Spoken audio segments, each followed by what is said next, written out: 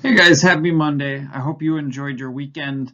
Maybe you thought a little bit about your story, because this week we're going to take the setting that we've created and we are going to put some characters in it. And again, I understand that I may feel like I'm holding you back a little bit. Some of you are really creative and you know what kind of story you want to tell. Um, some of you may even have already written some of that story, and I may be moving you backwards a little bit. But I hope that you are realizing that this work that we're doing, that, by really focusing for a week on just the setting and what this place feels like and what the tone is like and, what kinds of physical sensations come out of this setting, that there's so much more to this world that you've created. And I hope that by spending a week on the characters and not telling a story with the characters, but just exploring the characters, you have the same experience. So that when we actually start writing the story, these characters are allowed to kind of come alive and thrive in the setting that you've created. And instead of just saying, well, this character does this one thing and then this next thing and this next thing, that you're actually taking the character on a journey through a real place. Like you've got a real person in a real place. And we'll talk a little bit more about that as we move forward. But today we're going to be showing a character through their actions. So really taking a character and putting them through their paces as a person by showing how they behave. If you haven't yet, you should get yourself ready for notes. You should pause, and I'll see you back here once you have all of that stuff set up. So let's talk about what characterization is, because at the core of it, that's essentially what we're talking about here. We're going to take um, what for you maybe is a fully fleshed out character, or maybe isn't, and hopefully turn them into a more realistic character. And you especially need to do this with your main characters. So we're going to be focusing on kind of one character this week. If you end up writing a story with multiple characters, this is something that you probably will want to do with all of your main characters. Although sometimes with secondary characters, you don't do this as much. You still want them to feel real enough for the story, but you may not spend as much time with them. So it's not just about characterization is not just about having a picture in your mind about who this person, or if it's not a person, if sometimes it's an animal or whatever, who this character is. It's not just about what they look like, right? It's about who they are. Who is this person? Knowing more about the character than you're ever actually going to say in the story is really important, so that they feel like they've got this depth and reality to them, that there's more to their life than what's just happening in the story. So characterization itself is all of the ways that an author creates a character, and the creation of that character includes the character's physical appearance. Obviously, the physical appearance is important. We need to know some things about this character. We don't need to know everything, but we do need to, have a picture in our mind for them. But it also includes personality traits. So personality traits are things like the character's attitudes, why they take those attitudes, how do they feel about certain things, what ideas does the character have, what kinds of things do they think about, and all of that. And then what do they believe, like what is at the core of this person's beliefs? Because once we don't act out of accordance with our beliefs, we act in accordance to our beliefs. So part of creating a believable character is knowing how this character would act in any situation that we put them in. What they believe and how they think and how they feel is really, really important, because if you can't do that, then all you're doing is putting a cardboard character and dragging them, through a story no matter what. The last part of character building or characterization is the character's personal relationships with other characters, personal relationship with the setting, personal relationship with objects that may be in the story, so that again, when they interact with things and places, that we believe those interactions. Not that we like those interactions, but that when the character does things or says something, that it's believable to the audience. Um, and what's really important to this is that we don't tell the audience this. It would be terrible if we just told the audience, well, this character, his attitude toward blah, blah, blah is this. And they think about this all the time, or they believe this all the time, or their relationship with this other character is. No, we don't want that. That's terrible. We want to show this. We want the audience to just feel like it's natural, right? We don't want to be told that this is what the character is. We want to be shown this is what this is. That's how we figure people out in the real world, and that's how we want to figure out characters in stories. And so it's our job as writers not to just say this character is this thing, or this character believes this thing, or thought about this thing, but to really show that this character is doing this thing, or believes a certain thing or acts a certain way, is a much trickier experience.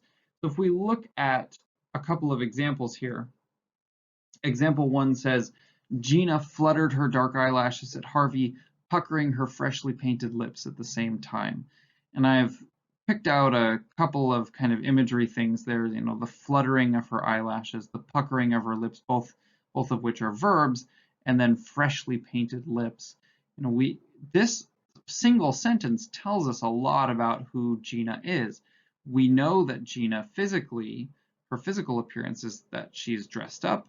One of her one of her personality traits is that she's apparently flirtatious, and that her personal relationship to Harvey is that she's interested in him. We don't know maybe why she's interested in him, but she obviously has an interest in him.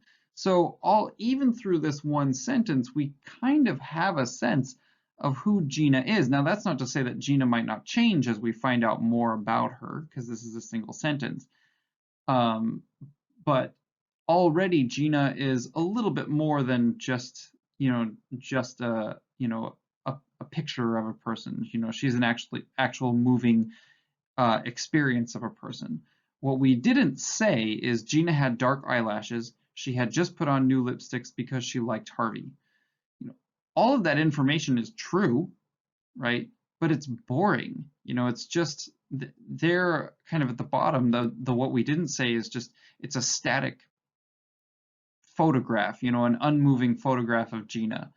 Whereas, the sentence above is kind of a moving picture of Gina, where we really get a sense of who she is and how she moves and what she does. A second example, another single sentence says, Lewis's arm dangled at such a crazy angle that when he turned his bloody face to look, he couldn't believe it was his own. Now here, again, this is focusing a lot on physical experience, right? We don't get as much personality or personal relationship here, but physical appearance. We do get what that physical appearance of Lewis is, right? His arm is dangling, and we know that he's able to turn his face. His face is bloody, and that he's kind of at a loss. He's not able to believe it, right? Like that's an attitude, right? Like we know that he's in shock. So we know he's bloody, we know he's shocked, we know his arm is broken, but all of this takes place within this, within the way that he's interacting, right? The way that he's moving and the way that he's going about his business. We could have described basically the same scene by saying Lewis's arm was at a crazy angle, his face was bloody, he couldn't believe it. But again, those three sentences, while getting the same information across, are just boring, right? They're just a snapshot of Lewis, whereas the movie of Lewis experiencing his broken arm and kind of moving and being in shock in that first sentence is much more tells us much more about who Lewis is as a person, and that's our challenge. So how do we not just tell the audience who this person is, but really show the audience who this person is? If we look at this professional example, this is from the Red Fox Fur Coat, which we read at the beginning of the year.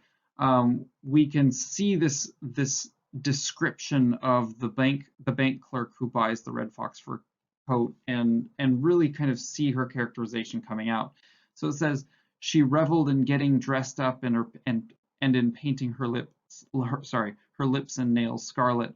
Her nails, she noticed, were very long, and even her hands seemed more sensitive, more elongated. Anyone she touched at the party that night would remain eternally in her power, she thought, smiling at herself in the mirror, a feline smile, it seemed to her. So there's all this imagery here, but it's all this characterization is happening within the actions of the character. What we know about the character is that she's dressed up, right? She's very pretty. She's got these long kind of almost in a sexual way, being described as kind of long and sensitive, and she's painting her lips and her nails scarlet. We know that she's sly, right? We know that she kind of has this kind of feline smile. Well, what is that? Well, it's kind of this sly smile, right? And we know that she's willing to manipulate other people, right? But that by touching people, that by using this kind of beauty and slyness, that she's willing to, to make people do what she wants them to do. We know that she's that type of person in this moment. And this all happens because of the actions, because of the interactions that she's having here. What the author didn't say is that she was dressed up with scarlet lips and nails. Her nails were long, just like her hands.